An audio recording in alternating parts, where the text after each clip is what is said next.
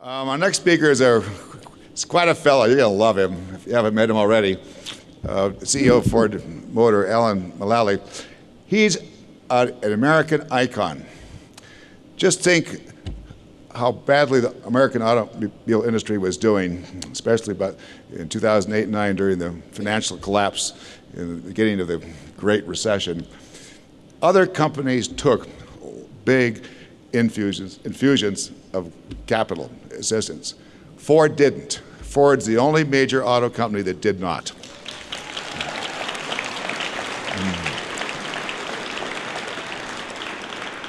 And Ford has done better than the others. It's a great success story, Ford Motor Company. Ford market share in Montana is 20%. I asked Alan a short while ago, gee, is there any other state that's more than Montana? And he says, yeah, there is, and we won't get into that, but we are 20%. The national average for Ford, I think, is 16%. I might say, we were with the ambassadors several days ago up out of Ovando on the Two Creek Ranch. Sure enough, there were a couple Ford trucks up there. There's a 150 and there's a 250, and Ford's well represented in Montana. This guy is quite a guy. When you listen to him, it'll be immediately clear how he turned Ford around into the great company that it is. Alan Mullaly.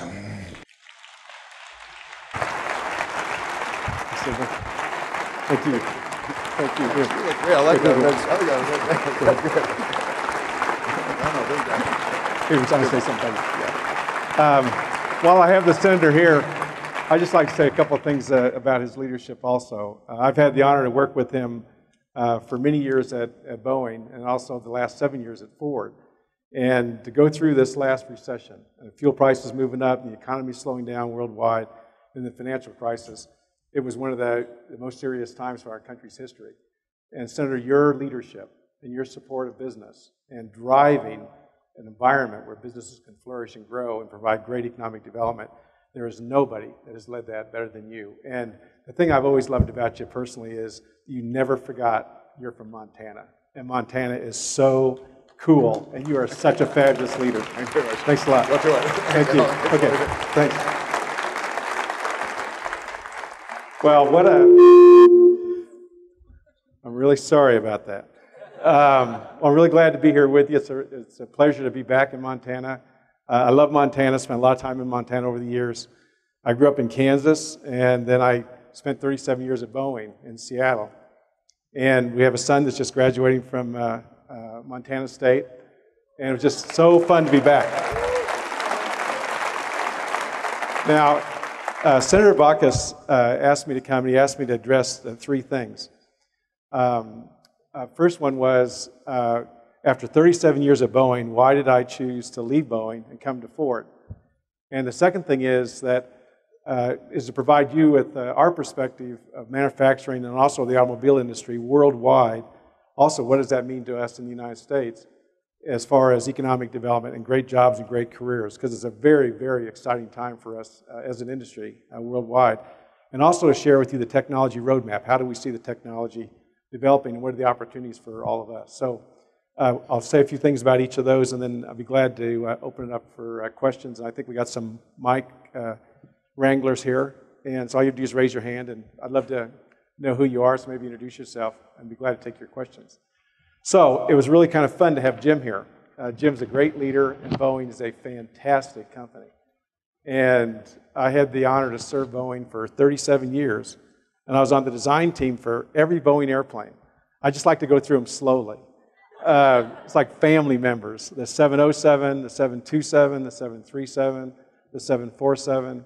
I was the chief project engineer on the 757 and the 767. And then they asked me to lead and be the director of engineering and the program manager for the 777 airplane. And they're fabulous airplanes today. Probably 75% of all the seats that are flying worldwide are Boeing. So really, if it's not Boeing, you should not be going. And I loved it when Delta and Richard were talking yesterday. He was talking about going from the smaller regional jets to the bigger jets. Read 737s, 757s, 767s, and 777s. So everything was going well. I didn't I didn't think I'd ever leave Boeing. I had one more airplane I wanted to contribute to, and that was a replacement for the 737. And then I got a call from Bill Ford. And I remember at the time thinking, Bill Ford, the Ford Motor Company, the great-grandson of Henry Ford. And yep, it was him. And he described the situation at Ford. It was really going through tough times. This is 2006. And he explained to me that Ford had really become a house of brands. They had purchased Aston Martin, Jaguar, Land Rover, Volvo. They had a 33% equity position in Mazda, and of course Ford and Lincoln and Mercury. Also, they were very regionalized, and so Ford operated in most of the countries around the world, but there was very little synergy. And Ford was now competing with the big global powerhouses like the VWs and the Hyundais and the Toyotas. He also shared that Ford had really kind of taken a position of not necessarily being best in class, but being kind of a fast follower on technology. The economy was starting to slow down, fuel prices were going up, and we were losing money on every vehicle. And he also shared with me that this is September of '06, that the current forecast for profits in 2006 at Ford was a $17 billion loss. And we achieved it. So very accurate on the forecasting. And we only had about $28 billion in the bank. So this is really a serious situation. And so Nikki and the kids, we all talked about this. Of course, they were very excited to go because they knew everything about Boeing and all the airplanes. And now they have a chance to experience all these fantastic cars and trucks. And in the end, the reason I decided to leave a company I absolutely loved in Boeing and go to Ford was I really felt like I was being asked to serve a second American and global icon. And Ford, like Boeing, is so important for all of us in the United States and for everybody around the world. Henry Ford, Bill Boeing, safe and efficient transportation, just absolutely a tremendous business, the technology, the innovation, over 110 years. And so I decided to join Ford. And of course, with that seriousness, we had to go to work fast. And the first thing we really needed to do was to come together around a compelling vision. What did we want the Ford Motor Company to be and what we were going to create? And it was interesting because we found our inspiration in an advertisement that Henry Ford took out in the Saturday Evening Post on January 24th of 1925. And you can Google it. It's just such a neat advertisement. And he lays out the vision of Ford. And of course, in the early 1900s, there weren't a lot of, only the kind of the wealthy owned cars. And so his advertisement said, opening the highways to all mankind. And what Henry made a commitment to all the consumers around the world was not only could you get the best cars and trucks in the world, but he was going to develop a production system that could deliver those more affordably than anybody else so that everybody could enjoy the freedom of traveling on the country's highways. And he changed the world, as you know. Then we got together on some really big decisions. First of all, we pulled everybody together. Everybody was at the table. All the businesses around the world, all the skill teams like engineering and manufacturing around the world. And we made a commitment to each other. We're going to really work together to create a profitably growing, exciting, sustainable company. We also decided that we're going to focus on the Ford brand and Lincoln. And so we divested all those other brands because we really had kind of almost lost our soul as what Ford stood for. So everybody around the world now knows exactly what Ford and Blue Oval stands for. The best cars and trucks in the world and a complete family of vehicles.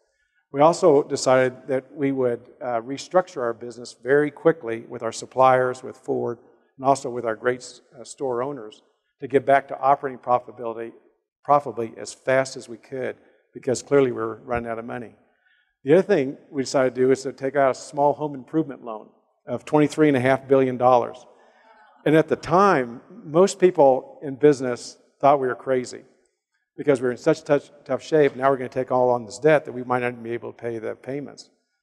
And we wanted to do it for a number of reasons. One, we needed to restructure the business aggressively. But two, during the worst of times through this recession, we actually wanted to accelerate the investment in all these new vehicles that you see today. And we are one of the only manufacturers that did that, and everybody else pulled back as the economy got more and more serious. And so we borrowed $23.5 million. We actually even mortgaged the Blue Oval itself.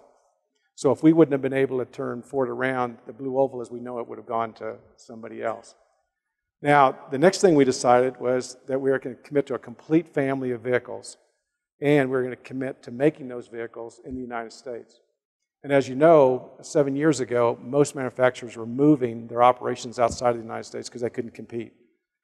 And we really believed we could. We got all the stakeholders together, including our unions, and we painted a picture about what it would take for us to create vehicles, design and make them here in the United States. And we all worked together to create that future. And the next thing we decided is that every vehicle that Ford makes was not going to be just a fast follower or competitive, but it'd be absolutely best in class. And we even dimensioned what that meant in terms of the consumer's eyes, because what we all want is quality, fuel efficiency, low CO2, safety, really smart design like Sync, where you're seamlessly connected to the internet, and also affordably. And so with those major brand promises, we went to work. And what you see today, and I just love to go through this family too, the Fiesta, the Focus, the Fusion, the Taurus, the Mustang, the Escape, the Edge, the Flex, the Explorer, the Expedition, the Ranger, the F-Series. Do we love the F-Series? The F-Series are the coolest vehicles in the world. Not only can you live in it and pull your house behind it simultaneously, but they can take care of everything that you want to do in your life. And of course, the E-Series vans and also the Transit. And we probably now have the most complete, most competitive, what most people consider to be the best car and truck lineup of any manufacturer in the world. Now, a couple of other things that is just phenomenal about this transformation is that we now have repaid all the money back that we borrowed. And as Senator Baucus mentioned, yes, as Senator Baucus mentioned, it was so neat. Well, it was important that we testify on behalf of our bankrupt competitors. Now, I'm sure some of you have seen that. The most important thing when you testify in Congress, to get off to a good start, is to fly there in your corporate jet. That's the most important thing. And I can remember one of the questions, if you'd like to know about that during the Q&A, I'll be glad to give you my tips about testifying. And I can remember one of the senators said, you get 5 minutes to tell your story. Then they each get 5 minutes to ask you their penetrating questions. And at the end, one person said, why did you fly here on a corporate jet and ask for precious taxpayer money? I said, Senator, with all due respect, I'm not here asking for precious taxpayer money. I'm here to testify on behalf of my bankrupt competitors for the good of the industry, but also the good of the United States economy, which was very close to going into a depression, and the economies around the world. And the senator said, no, I understand all that, but just why did you fly here on a corporate jet? And I said, Senator, I'm an airplane guy. That's what we designed airplanes for, long distance travel. Bam, bam. So I learned that that wasn't so useful. But in hindsight, we did the right thing by testifying for the good of the industry and good of the economy. Also, our market share has continued to increase. We are the #1 brand, Ford is now, in the United States. The F-Series that we talked about is it's so fun to share this with you. The F-Series is the #1 vehicle in the United States for 31 straight years, and it is the #1 truck in the United States for 37 straight years. So you are leading the way with the F-Series. Also, we have returned to investment grade, so our cost of capital is very, very competitive. We're able to keep our captive finance company so we can take care of your financing need, both the store owners, but also yours, very competitively with one-stop shopping when you go to the Ford store. And probably one of the neatest things is our corporate reputation has had the highest positive movement of any large corporation worldwide ever in history, because people know what Ford stands for. They make great products. They're creating a strong business, providing great opportunities, but they're also contributing to a better world, especially fuel-efficient vehicles, and plus the quality and the safety. So that's the Ford story. I'm glad to give you an update on that. Now, the other thing that Senator Baucus wanted me to give you an update on was the industry going forward. The automobile industry and manufacturing are really an important part of all the economies worldwide. It's about 80 million cars and trucks that we sell each year worldwide. About 30% of all those vehicles are purchased by consumers in North and South America. About 30% are purchased by the consumers in Europe and Russia and Africa. And about 40% now of all the vehicles that are purchased are in Asia Pacific, led by China. And China, the Chinese market alone now is nearly 21 million units. And you know the US market is around 16 million units. So Henry's original vision of supporting everybody around the world, Ford's in a terrific position to operate everywhere and provide great jobs and great careers in addition to the great cars and trucks. Also, when you look at the vehicle size, about 60% worldwide will be like the Fiesta Focus size. About 25% will be the Fusion mid-size vehicles. And about 15 to 20% will be the larger vehicles. And of course, the larger vehicles are really important to many aspects around the world, especially in the US, because they're both used for our personal lives, but also for work. So tremendous industry, and I think the most important thing is the opportunities for all of us to be part of this. In the United States, manufacturing and the automobile industry is nearly 12% of the total US GDP, but 70% of all the research and development in the United States is associated with manufacturing with a big M. So great opportunities for all of us, and here's where I think the opportunities are. And here's what the technology roadmap looks like. There's a lot of room to improve the internal combustion engine, whether it's lightweight materials, integrated electronics, aerodynamic improvement, the systems integration, the miniaturization. So a lot of improvement both on the powertrain too, both petrol and diesel with the internal combustion engine. Direct fuel injection, turbocharging, the features that you love today are going across all of our product lines. So a lot of room to improve. In addition to that, I see our ethanol supporter is right here. She's been following me around for 2 days to make sure that we keep offering the most available flex fuel vehicles, which we will. But I think we're going to see more biomass fuels, and of course Ford's a leader in providing you that flexibility in the vehicles. I think over time we'll see more natural gas now. And the natural, we can talk about this during the Q&A, but the natural gas really works better for the larger vehicles because of the packaging of the tanks. But clearly we're going to see more natural gas, so you can get all your Ford vehicles fitted for natural gas. Then I think over time, we'll see more and more electrified vehicles. And it was fun to have Elon here because he designed an electric vehicle, a pretty expensive electric vehicle, not the Henry Ford vision, but electric vehicles, we're going to see more electrification. Right now, you have the power of choice with Ford. When you walk into a showroom, you can get a hybrid electric vehicle. You can also get a plug-in hybrid with a bigger battery, and you also can get one of the most affordable all-electric vehicles with the Focus electric. So we'll see more electrification. I think we'll see them go in that order with more hybrids first because of the economics, then plug-ins, and then all-electric. Now, looking out a little further, I think we're going to see also hydrogen vehicles. And with hydrogen, we need a breakthrough on the batteries, just like we do on the electric vehicles, but also we need a breakthrough on the fuel cells. But you can imagine a world where you have the hydrogen tank, you mix the hydrogen with the platinum, out comes water out the tailpipe, the electricity goes over to the high-efficient battery, and now you've actually, if we work together to create our energy clean, now we're using it clean, I think we're going to be in a place that all of us would like to get to.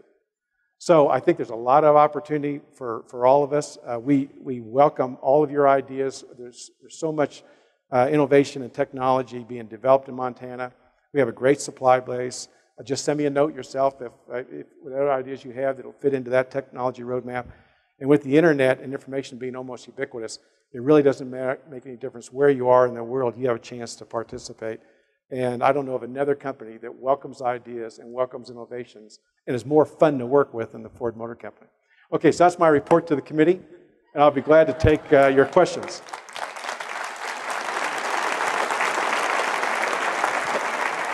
And all you have to do is raise your hand, and a mic will come. Maybe introduce yourself. I'd love to meet you. My name is Shane Jacola. I'm from Kalispell.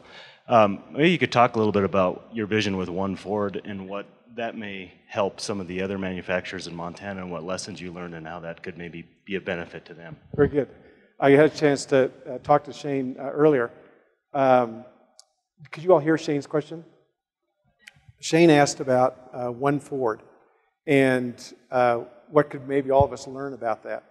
And I think maybe it was also one of the things that Senator Baucus wanted me to touch on. The reason that we came together around One Ford is it was a vision of Ford that was currently not the current reality. And as I mentioned, Ford has always been a fantastic company. It attracts the best and brightest. It operates around the world. But we were really operating as different companies around the world. We had different product lines. We have different marketing strategies. And so we have very little synergy, very little scale, and yet we're competing with the best in the world. And so we came together around a vision that we would work together as one company around the world. And I think in 2007, we might have had 97 different nameplates that we were working on, trying to be world-class at. So we'd work on the Jaguar from 8 to 810, and then a Focus Fusion from 810 to 820. But you just can't be world-class at 97 different things. So we really focused on that complete family of vehicles, the Ford brand, and also being best in class, and providing those vehicles with scale all around the world. So where we used to have maybe 100, 200,000 units on a year on one vehicle, now thank you. I have 5 minutes. Thank you. Do you have another sign that comes up at 4 and 3 and 2 and 1? Oh, just okay. So now, with our scale now and this one Ford, like on a Focus or a Fiesta, we're over 2 million units on that one production run. So you can imagine not only is the quality and the fuel efficiency and the safety improved, but also the affordability to the consumer. But I think the real key about the one Ford is working together. And working together is a real skill. I mean, we need to seek to understand before we seek to be understood. You've got to include everybody at the table. Come together on the plan. Have a process that you can evaluate the business environment every week, any changes you need to do to your strategy. So I think the most important thing is we decided to pull together as one company and use all of our resources worldwide to support that Henry Ford's compelling vision. Maybe where's the other mic? Oh, there. Okay, I got you. Hello? Yes. Yeah. Alan, thank you so much for being here today. And You're welcome. My name is Patrick Altman. As a former Ford person who was able to sell vehicles, it's just a privilege to be here. And I just wanted to say thank you for your leadership for the company. It's so fantastic. I'm also a huge fan of the Lincoln brand. Talk a little bit about the rebranding that Lincoln has been doing in the last 12 months and where you see that going in the next several months. Oh, very good. Lincoln is really, really exciting. And remember, one of the things that happened because we bought all those other premium brands is that we just ended up investing less in Lincoln. Because Lincoln, over the years, has been a fantastic, fantastic brand in the premium segment. And so we lost a little bit of support because we invested in the Aston Martins and the Jaguars and Land Rover. But now, with our decision to divest those other brands and focus on Ford and also be able to offer the consumers a really neat, affordable premium brand with Lincoln that has all the same technology and more as our competitors, it is really an exciting development. And of course, it takes a little bit of time because we need to enhance that whole product line. So the first vehicle that's brand new on Lincoln is, of course, the MKZ, the smaller sedan. And the response we've been getting is phenomenal. The sales, the highest sales we've ever had for Lincoln the last few months. And so we'll also come out with the next versions of the Lincoln, and over time we'll have a complete family of the Lincoln vehicles. But a great innovation, and the consumer's response has been fantastic. So when you walk into the Ford store, you walk into a Lincoln store, you can get both the volume brands, and you also get a great premium brand. Thank you. I have 2 minutes now. Yes, ma'am. Yes, Shirley Ball. I'm from Nashua. And as I said, I'd like to publicly thank you for your support for alternative fuels and especially for the flexible fuel vehicles. We have in Montana a lot of Ford flexible fuel vehicles running around, but we don't have any pumps that can dispense the E85 fuel. I wonder about your suggestions and how we can get some of those pumps in some of our in our corridors especially. Thank you. Well, this is really important. And I might just broaden the question that probably one of the most important things that we do in the United States is to come together around an energy policy, right?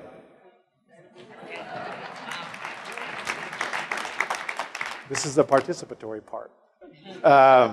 Because it's so important for our country. And a number of the speakers really touched on that today, because what we're really talking about is creating a world where we generate our energy in an efficient, clean way, but also that we use it.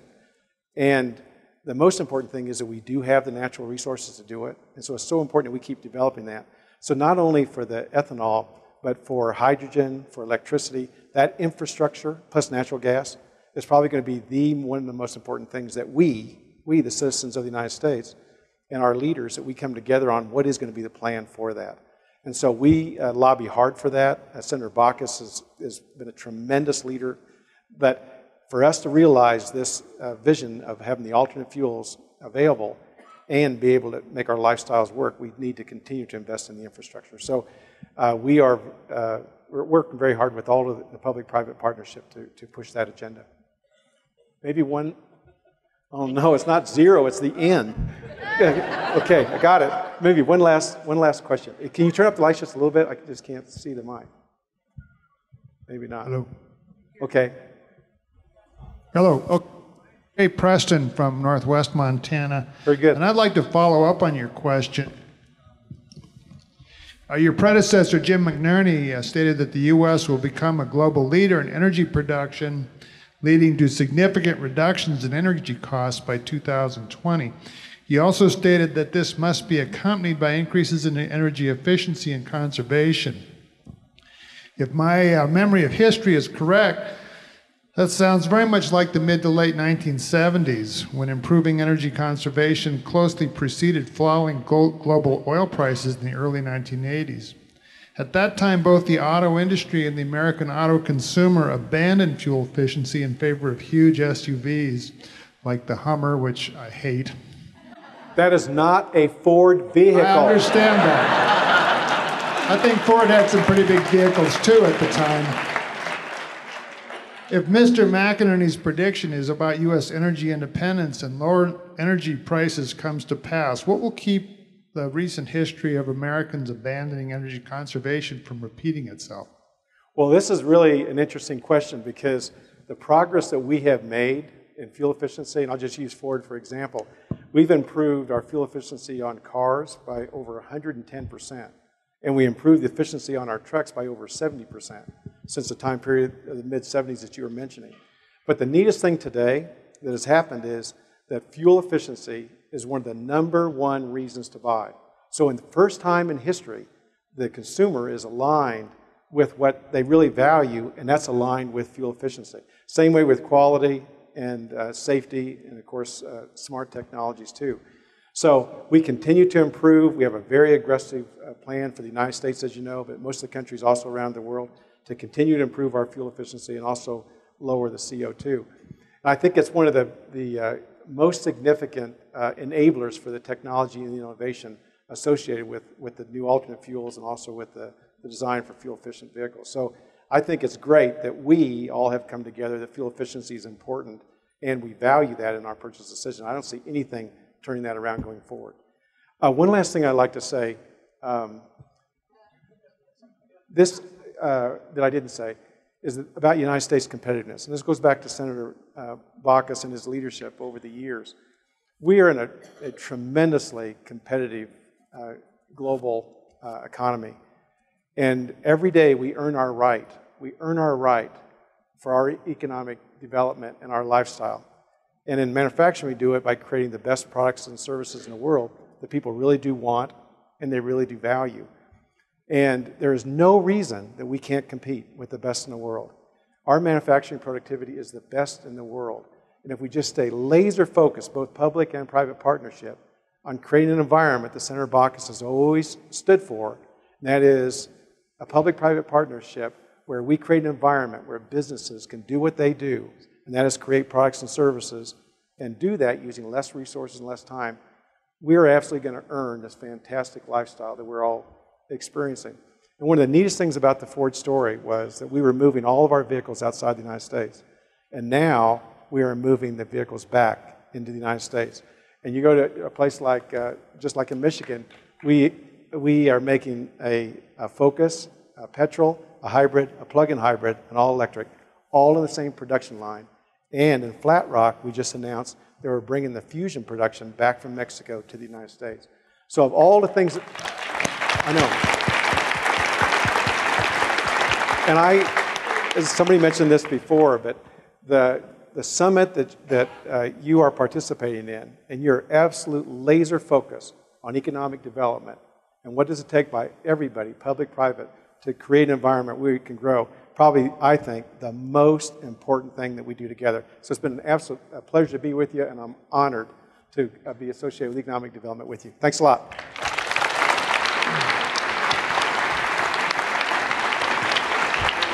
job. Thank you.